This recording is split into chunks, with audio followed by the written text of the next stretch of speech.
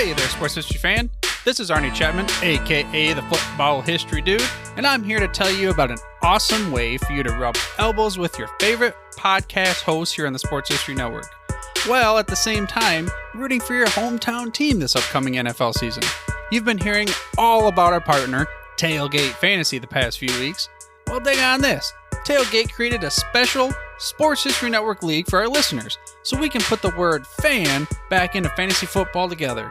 It's free to join, and if you do so before the season kicks off, you'll automatically be entered into a drawing for a free t-shirt from one of our other partners, Home Field Apparel. It's a win-win-win! So hurry up today and head to sportshistorynetwork.com/tailgate for all the details. Again, that's sportshistorynetwork.com/tailgate. Blog Talk Radio.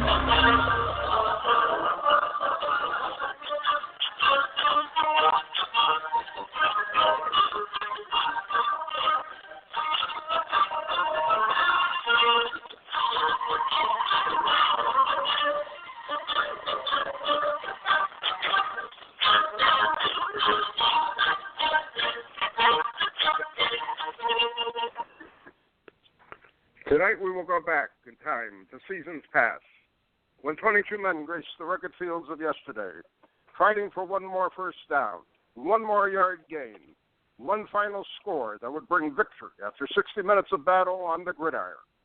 Tonight we'll explore the world of Gridiron Greats. Welcome to Gridiron Greats, football history and its memorabilia on the Gridiron Greats Publishing and Broadcasting Network. In conjunction with Swick Enterprises. We're live from the Wallingford, Connecticut home of Gridiron Greats magazine, and I'm Bob Swick, publisher and editor of Gridiron Greats magazine, and I'll be your host for the show. Gridiron Greats is the only publication in America that focuses upon the history and memorabilia of the North American football game since its inception in 1869. We cover 140-plus years of football history and memorabilia. You can find us on the web at GridironGreatsMagazine.com. We're sponsored in part by MSB Sports Cards. Check out their website for one of the largest selections of football cards and football memorabilia at MSBSportsCards.com. And we're also sponsored in part by BST Auctions. Check out their upcoming fall auction with some incredible, one-of-a-kind football memorabilia and card pieces. Check out their website and register today for their new auction, bstauctions.com. It is at this time I'd like to introduce my co-host, who is a senior contributing writer to Gridiron Greats magazine, a football memorabilia historian, specializing in pre-World War II items, in particular Red Grange, and also Seattle Seahawk items, in particular Steve Largent. He hails from Portland, Oregon, Mr. Joe Squires. Joe, welcome to the show this evening. The dramatic pauses are getting better and better each week, Captain. I love it. Thank you, sir. Thank you. We are in fall. We are in the time frame where each weekend, Saturday, Sunday, and Monday night, we're seeing football literally 24/7. I'm starting off this season enjoying some local high school games and some good college games. Not overly thrilled with the NFL game. However, that's a topic for another evening. However, there's something that has kind of been on my mind for quite a while. And you and I have talked about this, not in public, but privately. And we're going to talk about it tonight, and it's going to be our opening dialogue. And for those regular listeners, you know, Joe and I banter about a current topic of a card set or whatever. But tonight we're going to do something a little differently. We're going to talk about, and we're going to give our opinions on how we feel the football memorabilia and the football card markets get impacted by literally the hundreds of auctions that are taking place during the year from many, many different avenues, many, many different sources. many different auction houses, eBays, Amazon, you name it, it is there. And I'm going to start off by just giving a few of my feelings, and I'm going to hand off to you, Joe. But I think, in my mind and in my opinion, and talking to some of the old-timers in the hobby, I think there's an auction overload going on currently. And I think the auction overload is a combination of a couple of factors that some individuals may be buying pieces and then trying to re-auction them very, very quickly for whatever reason. Some cases they need to cash that purchase. Good point. Other cases they're trying to turn in a profit. Other cases, the item that they really wanted, they were probably sleep deprived and they stayed up 14 hours straight to win the auction, and then realized, regrettably, they made a mistake. They may have bought a second item they thought they didn't have, but they found it, so on and so forth. And I was talking recently to a longtime collector, a reader of GG, and he basically said to me, Bob, I'm old school. I'm from the Avenue. I go to shows. I like buying things at shows. I like going to the National. I like buying things at the National. But I am just inundated with auction after auction after auction, and I really don't even know where to look or where to turn to. And he likes the concepts of like a BST auction that does a football only type of auction, and I like that too. Yeah. And we know several other, we know Heritage does some football only, and several other larger auction houses do some football only auctions, so on and so forth. So, anyways, handing it off to you and throwing it out to you. Do you have any thoughts, any ideas of what we're looking at tonight as far as an overload is concerned? Yeah, you missed one there. Love of the Games. Chris Foley did a football only auction, I think 4 years ago, and I think the auction ended or started around the Super Bowl. I can't remember when, but that was a very good offering as well. Had a Nagurski in there. My apologies to Al and Love of the Game auction, a Gridiron Great advertise. I don't know, my mind went blank on that with my notes here. But Al has that football only auction normally at the end of the season there, beginning of Super Bowl weeks. So go ahead. Okay, Bob, I know my role here is first comedy first, and then picking up on the advertisers where you let go. So a couple things. I notice it all. They call it auction fatigue. Things start happening in the fall. You get more and more auctions. And there's some auction houses. Baseball is and always will be the undisputed heavyweight when it comes to auctions. Correct. Their items garner more money. And I think it was Al who told me years ago he found, not scientifically, but football collectors tend to buy stuff and then hang on to it. Baseball collectors tend to buy stuff, and when they want something else, they sell something to make room. They make room for it. Me, if I want something, I get the money together. I go sell blood or whatever. It's that characterization kind of stunned me because he's spot on. I mean, I have stuff that's been in my collection for 10 years, and I don't plan on letting it go. So perhaps he's right. Football collectors hang on to more stuff. But if you do a quick snapshot of the registry sets that are on PSA right now, you'll find, and I've looked at this before. Let's say there's 100 baseball sets. There's probably, just using ratios here. If there's 100 baseball sets, there's 20 football, there's 9 basketball, and there's 3 hockey. Baseball is over 4 times as many sets as the other 3 sports combined. So there, if you're using that as a litmus to how much should be available from the other sports in relation to baseball in an auction, then that's your ratio right there. And then if you throw that in with football collectors tend to hoard their stuff more than they do rotate it through, then that makes sense. And when you look at how let's look at the scenario while you're on that with a 3-to-1 ratio. And I've been told by other dealers and the like it was like 5-1, 6-1, 7-1. Pick a number. I mean, it's out of proportion. You know what I mean? So let's look at the scenario. Let's go back in time to the early days of eBay, when eBay was truly an auction type of website, where you saw a lot of stuff that realistically you haven't seen. Literally, when I first started going on eBay, I felt like I was at a sports memorabilia show on a daily basis with stuff I had not seen at shows. And again, I go back, I started going to shows like some of these early 80s when really it was nothing.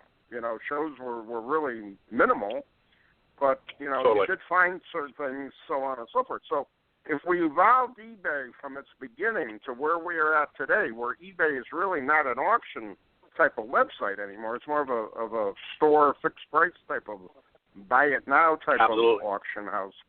How has that impacted? Has that allowed the situation to occur today where we got so many auction houses and so many different auctions going on to actually replace an eBay? Is that a great point. Theory? No, without a doubt, that's plausible. I mean, I've moved away from eBay selling stuff, and it just happens to coincide with, PayPal, and people can file a claim against you months after they've received the item. eBay is all about the buyer, protecting the buyer, not the seller. I mean, that's allowed the proliferation of new auction houses. You see as eBay fees start to rise, as more and more nefarious people are perusing eBay, looking to buy stuff and then ship back. I mean, I heard a horror story from a seller, who somebody bought something from him, said it wasn't as described. They quote unquote sent it back, but they sent back something else, like they bought a raw card that was in mint shape, and they sent back something that was crappy. Now you have to videotape yourself opening up a box when somebody returns something just to prove. And then he went to eBay and he said, the guy didn't send me back my card. And they're like, well, they got a delivery confirmation. That's all we care about. And the guy was out. Right. He was out his money. So, as more and more, like I said, nefarious. Go ahead, Captain. It was interesting to me because I was very heavy on eBay roughly from 98 up to, I want to say, maybe 2003. And then I slowed right down. And now I took probably a 3-year break from them, and now I'm back on in a very, very limited manner. Yeah. But again, I agree with you. Listening to those horror stories, I'm fearful of really selling anything on eBay. Yeah. And what I sell is so minimal. It's really not worth my time. But I'll just keep the stuff up there, and to me, it's more advertising than anything else. So. And I'm blocked from selling on eBay because I don't print shipping labels through PayPal. eBay owns PayPal, so they pushed everything to mandatory, compelling people to use PayPal. So now, because I might have sold 20 things a year, it wasn't much, and I'd go in batches where I'd sell 10 things, and then sit quiet for another. I didn't sell much, so I wasn't set up. So when eBay started compelling you to enter in tracking numbers through PayPal, or else they dinged you, I didn't do that because I'm the guy who sells something. And then I bring it into my office, and I ask my assistants to mail the stuff. I don't bother. So when they blocked me from selling on eBay once because they're like, no, you have to enter in your tracking information. I'm like, I'm too busy to enter in my tracking information. So I can no longer sell on eBay. So why do I use an auction house? It's because of rules and policies that eBay has enacted that block little time sellers for me. So now when I have stuff to sell, I turn to an auction house. And we are confirming on a national podcast, senior contributing writer to Gridiron Greats magazine, Joe Squires, off of eBay. Not allowed to sell because of the ridiculous nature of their shipping rules of a tracking number, which to me is useless because stuff still gets lost and stuff still gets misdelivered. And I've had over the past 30 years, numerous times tracking numbers say items have been delivered to my P.O. box, and they put it in the wrong P.O. box. in Wallingford, and I am just fortunate that, you know, I know enough people in town. They say, well, you know, I'm not Bob Swick, you know, we 133, P.O. Box 133, and I end up getting the item. But, you know, stuff like that's ridiculous. Wow. You know? Yeah. Unbelievable. But I mean, they fixed with me. They fixed the problem that wasn't. I mean, I almost 4,000 positive feedback on eBay spanning 12 years. I'd never had something not get delivered. You know, zero negatives, and they banned me from selling because I wasn't. You know, it's like, all right, if I had some complaints for not, you know, getting stuff to the destination, I can see you fixing that.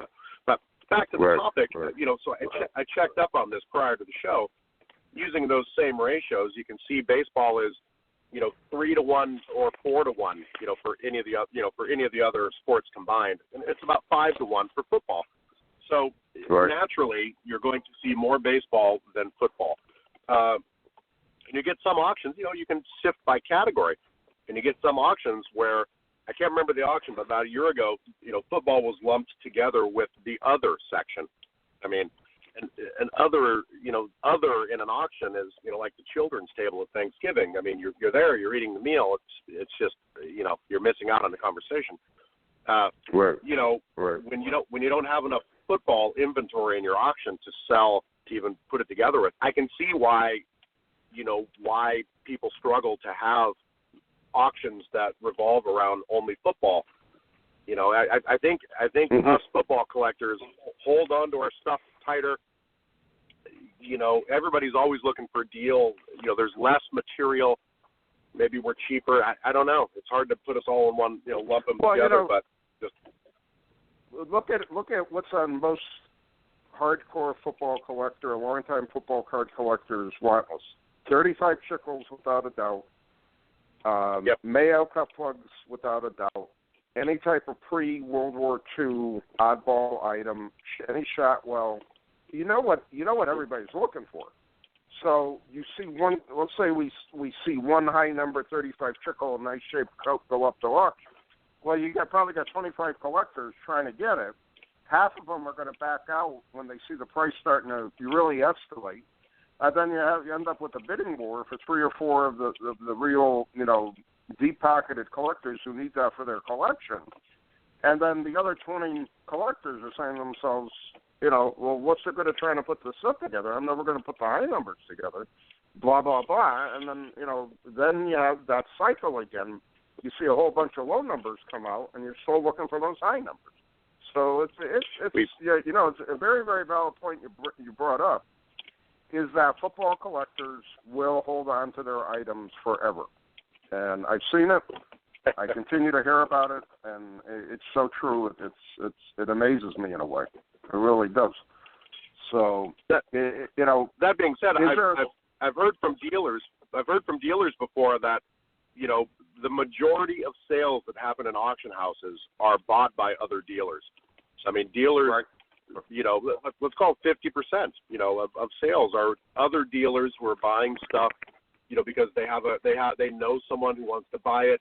They think the price was low enough they can. So I mean, the crappy dealers out there, the card doctors who see a card in a PSA 5 slab, who think they can get into a 7. I mean, you know, as sad as it is, those people exist. But I mean, so if there are dealers out there looking for deals, and then you've got the moderate collectors and then the serious collectors, and you're probably right. I would say that's probably the case with baseball, where, you know, most auctions end up with, you know 2 to 5 people who are serious, you know, about bidding.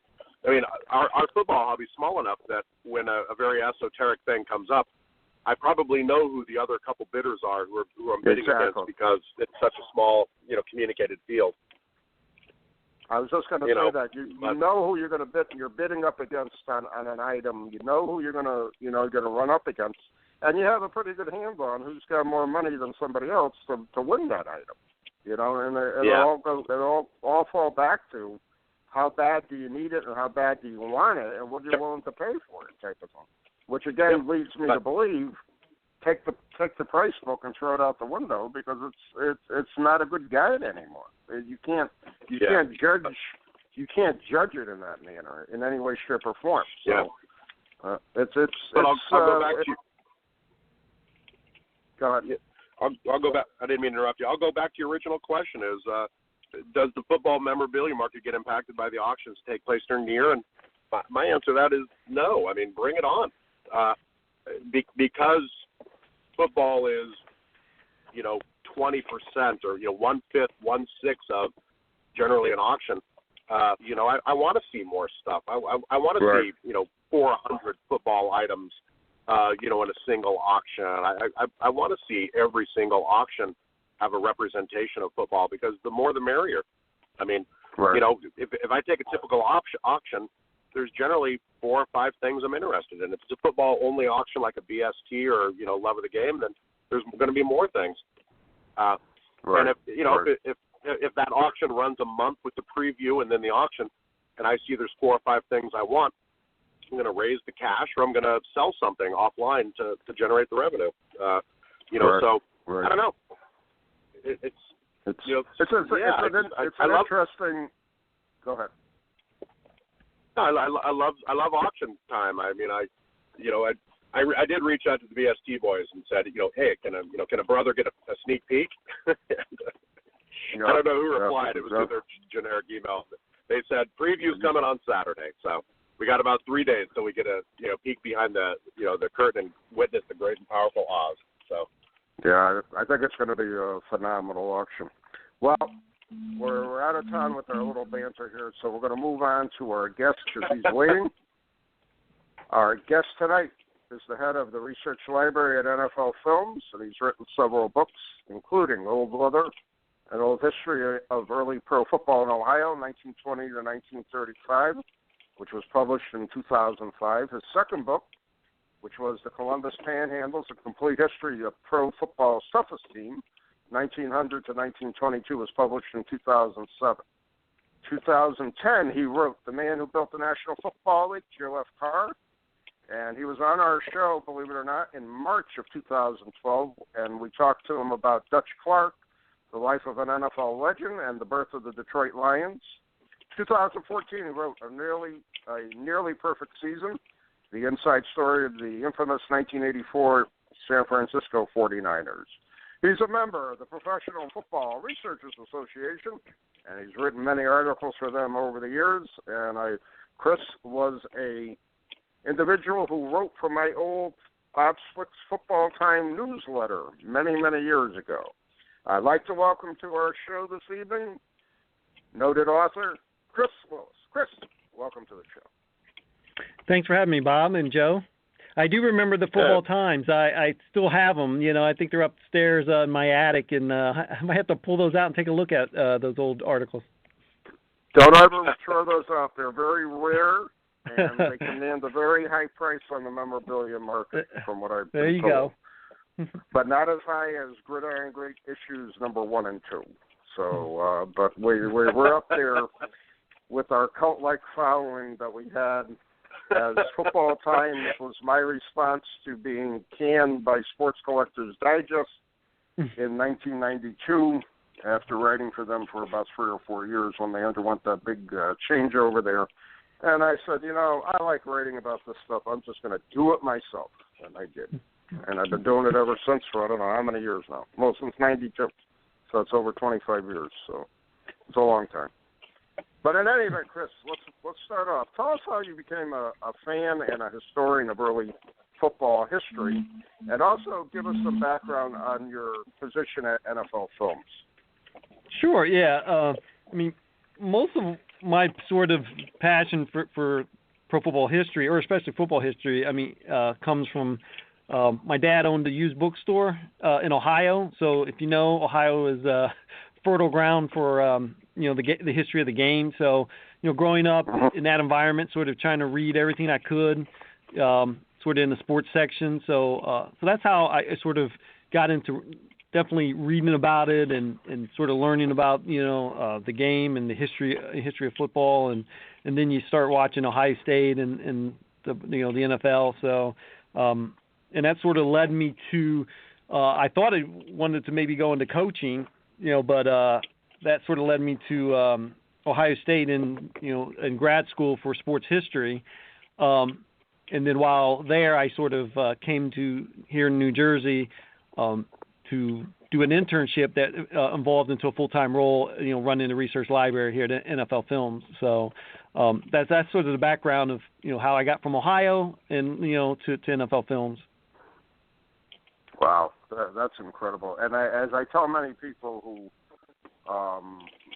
I've told over the years about you, they said you have a dream job, which is just incredible.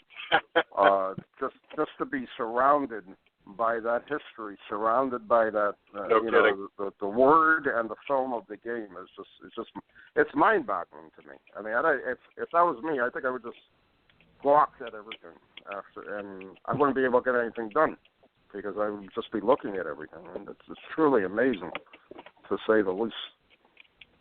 Yeah, I do remember you contacting you, and you wrote several articles for Football Times, and you were in grad school at the time. So I said to myself, "This is good. I could get some interns in to help write. They could get some, get some course credit or whatever, get their byline out, so on and so forth." And look at where it got you, to NFL Films. No, it definitely helped. I like I said, I never thought writing would be, part of it, but like I said, it's, writing for Coffin Corner, for the PFRA, and then writing for the Football Time, sort of get that little bug. So it was definitely a good early experience. Yeah, I mean, and Chris, that's why we still try to this day. We try to get a few interns with Gridiron Greats. We've had several over the years, mostly high school students who've written several articles. If you remember in the Burt Jones edition, we had a gal who was a senior in high school, and she actually interviewed Burt Jones, and she said he was such a nice man, and Burt's a real class act, and he had no problem answering the questions and interviewing. It was amazing, truly amazing. That was a really good article. Yeah, very well written. It was, and we got a lot of compliments on it, and they really were impressed that a high school student wrote it. So it was good. Good situation. Chris, your pedigree obviously precedes you. It's impressive what you've done, working for NFL Films and the books you've written. So with all those books being written, I'm curious, when can our readers expect a book focusing on Seattle Seahawk legend Steve Largent? No, it's an interesting topic. I always encourage, like I said, I talk to a lot of potential writers or, people that would like to delve into the subject. And, I always encourage them to grab a stud, because there is a big bulk of football history that hasn't been written about, and it includes biographies, and things like players like Steve. I mean, these are great players. These are not just like the obscured, that guy played in the 30s and nobody knows who he is. You're talking about, like when I tap. So somebody like Steve Largent, here's a Hall of Famer that nobody's written about. So, unlike baseball, and I know baseball, even golf and boxing, there's more books on the shelves. You go to Barnes & Noble, you go on Amazon, you're going to see a lot more, and I get that, but football still is untapped. There's some parts of some great players you're like, wow, nobody's written about. I mean, I always look at guys like like Don Hudson. Nobody's written anything about Don Hudson. I would love it. He's the greatest receiver until Jerry Rice, and there's not a solo biography on Don Hudson. So those are types of topics. Greatest receiver till Steve Largent. Steve Largent broke Don Hudson's 100 touchdown record. Mm-hmm. Then probably 2 years later, Jerry Rice shattered all records. But anyways, no, I was kidding about Steve Largent. I would be remiss if I didn't get a Steve Largent joke in on every show. Joe, you better get moving on his. Joe, you better get moving on his autobiography. He's probably waiting for you to write it, and I can help you. Well, I can help you, and we can publish chapters in GG for you too. So a lot of possibilities. Due to a restraining order, I'm not allowed to have contact with Steve Largent. Chris, you're right. You're writing a book on Jim Thorpe and the Oorang Indians, and between Jim Thorpe and Red Grange, probably two of the players that I focus most of my collection on. I have great admiration for these guys. Tell us about the book you have coming up on Thorpe. Yeah, It just came out in May. I mean, if you're familiar with a little bit of the team, was it only played in 2 years, 1922, 1923, Jim Thorpe and the Oorang Indians. And there's been a little bit of written about, not, I think, as in-depth as I liked with this book, but also there's a lot about water lingo. I think most people are familiar, especially if you're a football fan and some football historians, Jim Thorpe's story, but water lingo, the owner who really developed the team to help sell, Airedales, because he owned a dog kennel in the small town in Ohio. So I focused on him a lot more. Obviously, I cover Thorpe, and you learn about him, and but water lingo is also this other main character, is sort of why. And I asked that question early in the book, is like, well, why did he do it? Because in 1922, his dog kennel was more popular than the NFL in professional football. He was making more money. He was advertising a lot, so why did he pick pro football in the NFL to sort of promote his business? And so focusing on his story and his background and why he did it. And then obviously the 2 years that the team played, it was a sort of fun little story that I always thought I would like to tackle. And I think it came out pretty good. Nice. Wow. Chris, when do you think that's going to come out? When did that book Sorry. When did that book actually come out? Is it out now? It came out. Is it out? Yeah. It came out in May. Oh, okay. All right. Okay. So it's on Amazon. It's on Rowan Littlefield's my publisher, so it's on their website too. It's starting to make the rounds. I mean, it came out a little earlier than I would have liked, but as we got closer to the football season, I always wanted it. Most of my titles usually come out in the fall. So you definitely want it as the football season gets started and stuff, So, but it's published, it's out there, if to read. Right. Joe, I got to ask you a question. Do you have any Oorang Indian items in your collection? I don't remember. Just a ticket stubber. So BST had those Oorang Indian flyers that came out last year in an auction. I didn't feel they fit in my collection, so I didn't pick any up. I'm trying to focus on that stuff. So I do, but it's along the ticket and program, side. So yeah, because I was going to say basically what you're going to find from that team is basically a ticket stub or a program. Anything else that's out there is exceptionally rare because they played so little, and how much was actually saved from that point. And yeah. Chris, are you a collector? Did you see there were some Oorang Indian auction items up last year? Are you a collector? Do you go after those kind of things?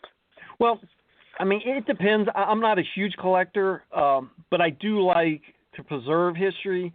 So a lot of times, especially with either research projects, even getting a copy of something, helps with my research. I technically don't need the original, but there are a few things that I do collect that I come across. I did see those postcards, and I think they had crates too. They had some of the original Oorang crates, which those are very unique, and stuff. So those type of items definitely are not easy to find, or they're not readily available. So especially early pro football in the 20s, it's tough to find some of that stuff. As you're doing research for a book, do you ever become aware of a collector who has some esoteric item that's related to your subject, and you reach out to those collectors and get their permission to have a copy of it or anything? Sure. It just depends, if I know of somebody that might have something that's helpful, like I said, it just depends which project and what's going like the Columbus Panhandle project. I did go and write to a lot of family members. Obviously, there's no member alive, but you maybe contact a family member if they just have something, even if it's just a photo or a newspaper article, a clipping, that's not maybe at the Hall of Fame or in a library or something like that, or not on microfilm. So every once in a while you come across something that might be very helpful within some of these projects. Well, Chris, when you go to write that Largent book, I'm your man. Chris, I got a question for you. It's off our script. but I know you could probably answer this. How, when you're writing, are you on a strict schedule writing for your books, for example? Do you give yourself, let's say, 4 months to finish the book, start to finish? Do you put in X amount of hours per day writing? I'm curious about that because, being a writer, but writing more, articles than anything. I've never written a book. I'm just curious as to what your schedule might be. I know what some other authors do as far as their schedule is concerned, but do you have a set schedule as far as that's concerned? Well, when I start, the project, I usually have that in mind, although it's not set in stone. Usually my process has been I usually start it on my own, and then that usually lasts, somewhere between 6 months and a year, and then I present it to my publisher, just because I want to be further along to tell them when I might be done. Now, they're flexible, like, so if they like the proposal and they say yes, I don't want to say, oh yeah, now it's going to take me another year to do research and a year to write, and then, they're okay Right. with that, but I prefer to be a little bit further along when I present it, because if they say no, then I got to go somewhere else, but they've been really good with my projects. But that's just for me. Like I said, I do like going in knowing, hey, it's going to take me this long to do the research. It's going to take me this long to write. And then this is when I turn it in. You have to turn it in roughly 8 or 9 months before it goes, when it comes out. And like I mentioned earlier, that's usually a fall type of release, Right. So like with the Oorang book, I was done, let's see, around Labor Day of last year, just after the season started last year, and then they were able to do it in about 9 months, and it came out in May. So now if they need a little bit longer time, then, it would have been closer to training camps and stuff. So, but I always, when I go into a project, I usually start it first, get the research done, and then have a sort of schedule. Okay, now I know when I can finish it. Then I give them a sort of a hardcore date. Hey, I can finish it by Labor Day, by January 1st or whatever, and then they know when it can come out. So that's interesting. What's the time frame from when they get your final piece, your final book, manuscript, to them actually printing it and getting it produced and then getting it out to the public? I'm curious about that too. Well, usually if I turn it in, they usually give you an 8 to 9 month schedule. Okay. All right. Now, depending on the length of it, I've always come in a little earlier. This was the first book that actually took 9 months. I still scratch my head. I was like, okay, it was one of my shorter books, and I'm like, but they usually give you that time frame. That it's going to be once you turn it in, then it'll take 9 months. Usually they come in under that, but. Because the big thing about it is they rather come in early than late. Because then if you come in late, right, mainly from the publisher, then you're chewing up more money, more time. So it shouldn't take more than 9 months, but that's where they normally give you. Okay, all right. I was always curious about that because I know a couple authors, not football authors, but they're basically fiction writers, and they bang out a couple books every year. And their process is once they start writing, they basically don't stop with it, and they could probably get it done in a 3-4 month period. But again, fiction obviously is different writing than, a nonfiction type of piece where you're doing a lot of research with regards to one way or the other. Fiction's definitely a different animal. You can do it much quicker, and it's more creative. You just sit down and you go. Right. Yeah, well, fiction to me is much more difficult to write than nonfiction. I've always felt that. And again, especially when you're researching something, you got to make sure your facts are correct, and especially something with early football history, as you well know, there's not that many avenues other than old newspapers and old magazines, and if there are any members of the family still alive, to contact them, so on and so forth. So that's pretty interesting one way or the other. Now, again, that kind of relates to the third question we were going to ask you, which you've given it some. Do you have anything else to add for background as to how you're developing your ideas for your books? We know what the process is, give or take that 8 or 9 months that you have once you present it to them. But what other ideas go into in developing your ideas for books? More so looking at subjects that have never been touched before, or looking at something you're more interested in than something else? How does that work for you? Well, for me, I guess I sort of go right down the middle with my book projects. The first 3 books that I did were kind of ones that I wanted to do based on, where I grew up. Being from Ohio, I did the oral history book. Columbus Panhandles is my hometown. Columbus, Ohio's NFL team and pro team that nobody really, I get it. Everybody loves the Ohio State Buckeyes in Columbus, but we did have an NFL and pro team that was very good at times. So, and then Joe Carr was from Columbus, Ohio, and he was the second president, after Thorpe in the NFL, and nobody had written a biography on him. So I knew I wanted to do those projects. And then the ones since has sort of been ones that sort of just come to me. Like when Joe Carr was finished, I just happened to run into a Dutch Clark sort of research for whatever reason, and then I found out that his 2 sons were still alive. And I started talking to them, and they were like, "Yeah, we got these scrapbooks, and we'll do interviews." And it just like, then I was like, "Okay, I want to write about Dutch Clark." It wasn't that I planned it out, like I knew, And then like the Niner book was that's my favorite team. I grew up with Joe Montana and Jerry Rice were my favorite players. Although Rice did not play on the '84 team, but I wanted to interview guys from the team, and I just wanted to do something different. I didn't want to, although I love going back to, I call them the Stone Age and sitting in microfilm rooms, but I wanted to do something a little bit different, which was to interview the players and the coaches and just sort of let them tell their story of this season. Wow. So. And then Oorang was the same way. Years ago, I did a little bit of research and tracked down Waterlingo's son, and I was like, what? I always thought I might go back to that story. So it just like I said, sometimes cool. I think I know what I want to do, and then there's other times where something just might pop in and just and I think Dutch Clark's a perfect example. I had no desire really to write. Not that I didn't like him, but once I started reading up on him, and we actually had a few of his games here, and because some of these guys who you only read about like in the newspapers, but when I saw the few games that he played and saw how his feet moved and how he hit the hole and he always was going forward, and it just like, wow, he was as good as the press clippings, and so, and I sort of like, now I want to write about him, so it can come from different things. It's interesting. That book was probably my favorite book that you wrote, the Dutch Clark one, for the simple reason so little has been written about the Detroit Lions, in my opinion, especially their early history.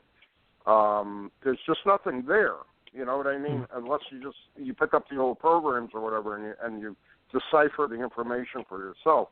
I always thought that book that you wrote on Dutch Clark and the Lions was just so informative to me. That was another book. I picked it up and I didn't put it down until I finished it because it was fascinating to me. But again, being a historian of the game, I enjoy that kind of information, especially learning about stuff that I really never knew occurred, type of thing. And I think a lot of people feel that way when they're reading, a book like that, or your Joe Carr book, or even the Panhandle book with regards to true early football history. So that you love the cover. I'm sorry. Said I loved the cover on the Dutch Clark book. Just that handsome, rugged, later on in his life kind of look. Yeah. I mean, excellent. So, it's just truly an excellent piece, an excellent story that you wrote there, and it's really, well developed and really informative, which is what I want out of a nonfiction book, especially on football history. Yeah. So, Chris, you're obviously, like I said, you have an impressive resume. You're surrounded by NFL history, and you've written about NFL history. I have to ask, who are your favorite characters that you've bumped into, you've read about, et cetera, while you're involved in the hobby? I mean, I guess that's a hard question to ask. So let's say who's your modern favorite player and or person involved in it, and who's your vintage favorite player or person involved in it? You talk about in the collectible field? NFL.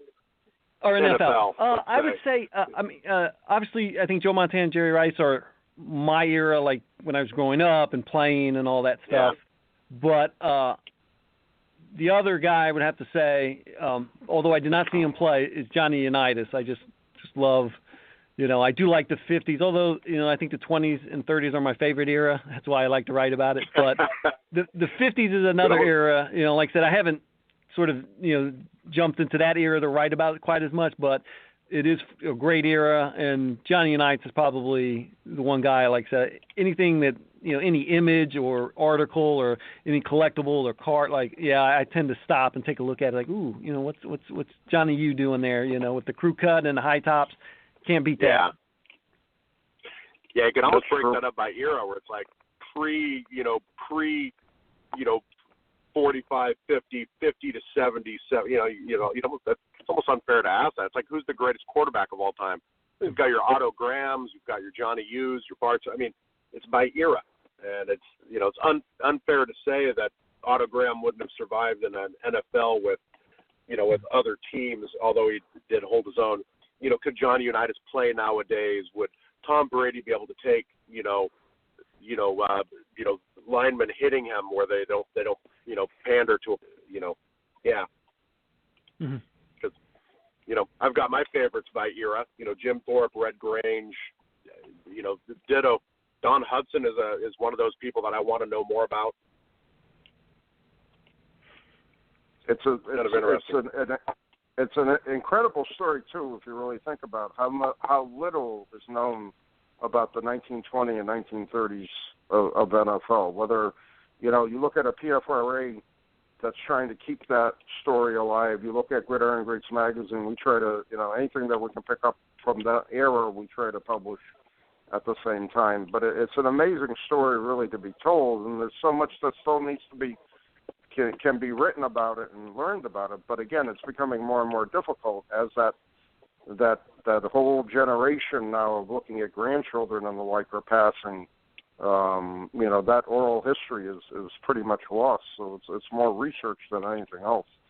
So no, I totally agree. That's the reason why I think I like tackling these topics. I mean, I love Joe Montana. I grew up watching him, but outside of doing that one book, I was like, what? Everybody knows about him. There's a lot you can see him, all his highlights, but some of these other topics, and and that's why we love the game so much. It's like, well, these are the ones that started. These are the pioneers, and I think those stories get lost. Like I said, even if a handful of people read about the Oorang Indians and Walter Lingo and Jim Thorpe, I'm okay with that. And they'll get to learn about it, and hopefully future generations might pick it up and like, oh, this is what it was like, and this is what this team was like, and and you can definitely learn from some of these sort of stories that haven't been written about as much.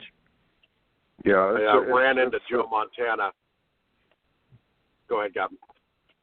No, go ahead. I ran into Joe Montana at an airport leaving Mexico in Cabo once, and he was having trouble, speaking to somebody to buy something, and I stepped in and pretended to know Spanish way better than I actually do to interpret them. It didn't go very well. Did you snag an autograph off him? Or? I did. I had him. I was dumb. I asked him for an autograph. He signed my boarding pass, and then I had to give my boarding pass up to get on the plane. I was a young autograph seeker, that's for sure. What's next, Chris? I mean, you're surrounded by NFL legends. You've written some amazing books. I mean, other than the Steve Largent idea I gave you, which I expect royalties on, what's next? What's sitting on your desk? Well, I think you'll be excited, Joe, because this is going to be right up your alley since we've mentioned his name a couple times. But if you probably know, in 2019, the NFL will be celebrating its 100th season.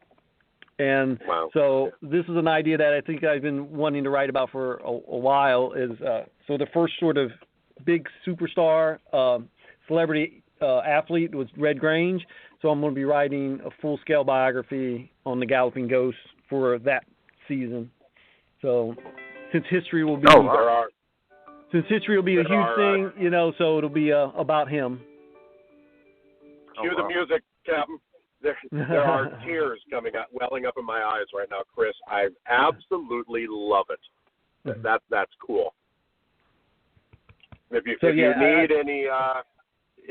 need any early photos or early tickets or et cetera, give me a shout out. I'm incredibly pleased. I'd be honored to contribute.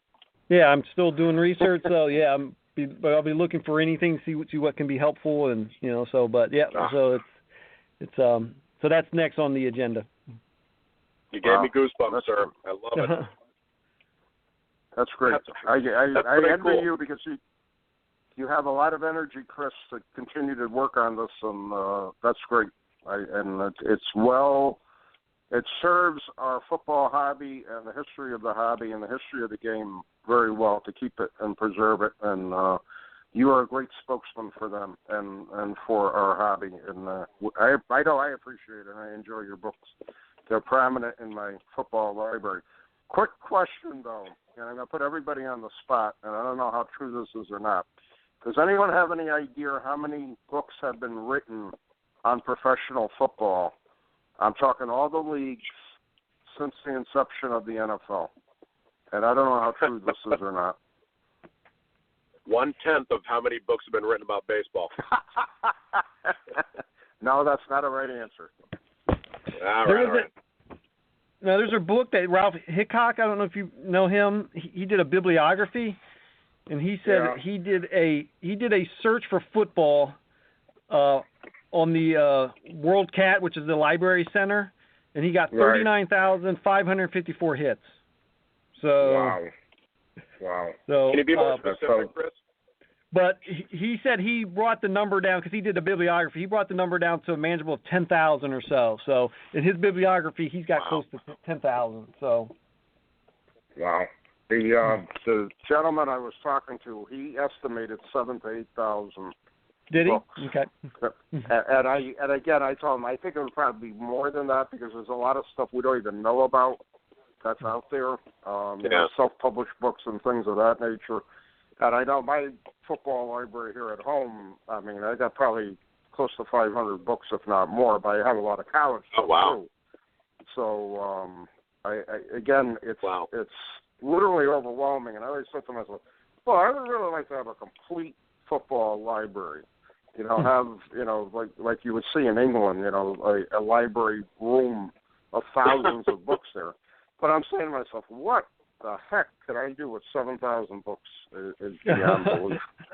And I just couldn't handle it. But again, I still, if I see any old football book from the 20s or the 30s or the 40s, whether it's college, fiction, or professional, I do pick it up. So I probably got about 40, 50 books from those eras. And I just find it fascinating reading one way or the other. But again, I knew there's a large amount of books out there. Chris, we're almost out of time for you. I truly thank you for being on again.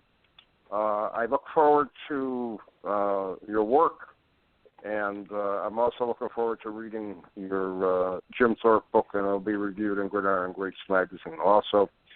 And it's very interesting to actually hear the thoughts and the ideas coming from a writer, especially someone who writes as well as you do. And I thank you for being on the show this evening. No, I thank you, Bob and Joe. Like I said, it's always a pleasure to talk. And like I said, talk about these type of subjects, it's always up my alley. Yeah. So I appreciate the time, and you guys have always been supportive of my project. So I appreciate you having me. Perfect. Thank you so much for coming on, Chris. Thank you. Chris Willis, right, well-known author and the head of the research library at NFL Films, the dream job we think about, although I don't know, my dream job would probably be in the Pro Football Hall of Fame handling the memorabilia or the publication area. That's the other question that was brought up by this gentleman, too. I was talking to him at the National, and he came up, he just started talking. We were talking about the magazine, and he said, how many football programs, are out there? And I said, well, you got to multiply them by, the amount of games that have been played. That's pretty much can be found. So I said, there are, literally hundreds of thousands of programs out there if you're going to have that type of collection. Same thing with media guides. Same thing with, any type of, football publication that you're looking at. So it's an interesting interesting view. I've always liked football books, and I know my library's grown dramatically over the years, and I truly enjoy it.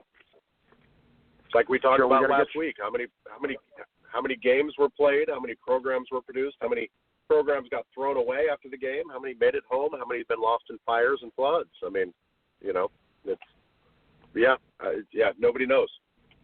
It's amazing. And, getting back to what we were talking about in auctions and on eBay, I picked up over the past couple of months, and I'm just literally shocked at what I'm seeing on some prices. I'm picking up a lot of 1940s, early 1950 Yale football programs for like $5. Mm-hmm. And I just don't get it. I don't understand why they're offering them that inexpensively, number one. And number two, I don't, and again, I've gotten a few from what I feel are pretty normal dealers. Why the rush now to try to unload them at that price doesn't really make a lot of sense to me. Not unless they, got them for nothing or they pick them up for pennies type of thing. But to me, those are really beautifully produced programs, nice artwork, good articles. There's a lot of meat to them as compared to the, programs of today, which are pretty much more generic than anything else. So I just don't get it sometimes. Don't understand. I've got some old Yale, Harvard, ticket stubs that are from 1894, stuff like that. And, I mean, if I put those up for sale, they wouldn't get much. I mean, so I don't sell them because it's kind of cool to have 100, 20-year-old ticket from two perennial powerhouses of the time. It's worth more just as kind of a cool memorabilia thing for me to have than it would for me to sell it. I mean, because the demand's just not there, like you mentioned. Yeah, it's amazing. That brings up a real quick story. We're running out of time here, but I had a local guy here in Wallingford. He called me out of the blue, and he said to me, "I understand, you have the magazine, blah blah blah, about football, blah blah blah." I said, "Sure." So we ended up meeting at the local Dunkin' Donuts here over a cup of coffee, and he pulled out a bunch of Yale football stubs from the 1930s and the 1940s. And he said, I'll tell you what I'm going to do. He said, you know a lot more about football than me. He says, I want to give these to you. And I said, well, let me pay you, give you something for them. He said, no, buy my coffee and you can have the ticket stubs. So I kind of laughed about it. Because I had a feeling the guy was kind of, he was more concerned about preserving what he had, and he didn't want to sell it, nor did he want me to turn around and say, I haven't. I wouldn't flip them on him in any way, shape, or form. Somebody gives me something, it's in my collection. I will not sell it. So I think he was just happy it went to a new home, and it was going to be taken care of. But, when you said that 1894 ticket stub, how many are in existence? I mean, why wouldn't you want to, pick one up for your collection? That's what I don't understand sometimes. It's truly amazing, to say the least. Well, we're on our 2-minute warning. I think we picked up a lot on tonight. Joe, you go first. Yeah, I feel lazy. Chris has written so many books. I have a hard time cranking out 2 or 3 Gridiron Great articles a year. I just suddenly I felt lazy listening to him. Well, it's like I said, it's truly a discipline to do what he does, or any author to do that, with regards to being able to basically come out with a new book every 2 years and have a book of substance, not just write something for the sake of writing it, but just have something that's really is impressive. And again, I go back to that Dutch Clark book. I reread it before. Well, I knew he was coming on to the show this past week. And again, it was another deal. I reread it, and it was one night. I'm sitting here, I'm reading it, and I didn't put it down. I read it a second time straight through. It's still a great book. Yeah. It was interesting to hear his writing style. Yeah. It was interesting to hear his writing style, because when I tend to pick a subject, I will create here's how I want the story to go. An introduction with some sort of, wit and banter, something funny.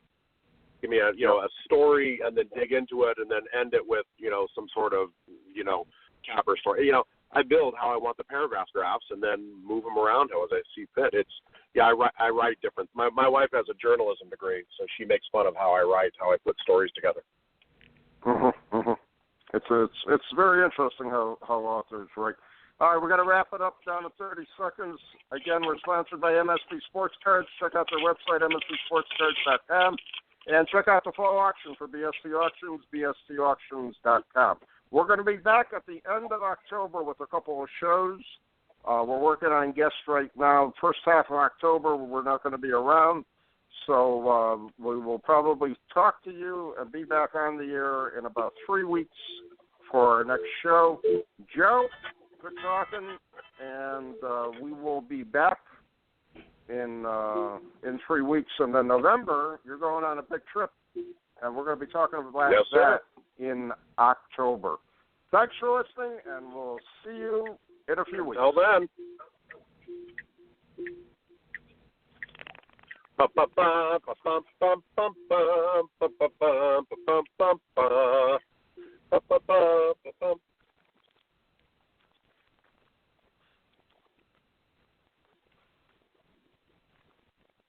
Hey there, sports history fan. This is Arnie Chapman, a.k.a. the Football History Dude, and I wanted to thank you for stopping by to listen to another episode here on the Sports History Network. Our podcasters are passionate about uncovering and sharing sports stories from yesteryear. And if you didn't know it already, we have over 30 shows across the network covering all sorts of sports history topics. In fact, here's a glimpse into one of our awesome podcasts here on the network. Each week, the official Football Learning Academy podcast will take you deep into the history of pro football through interviews with players, coaches, or administrators in the NFL, as well as interviews with Pro Football Hall of Fame selectors, authors, and historians. You'll learn how the game evolved and important moments that shaped the sport into what it is today. And don't miss the Pro Football History Nugget of the Week. Listen to the official Football Learning Academy podcast on the Sports History Network. How about that? I bet you're super hyped to go listen to that new podcast, right? Well, to learn about this show and all the other podcasts on the network, head over to sportshistorynetwork.com/podcast. Again, that's sportshistorynetwork.com/podcast. Head over there today to find your next favorite sports history podcast.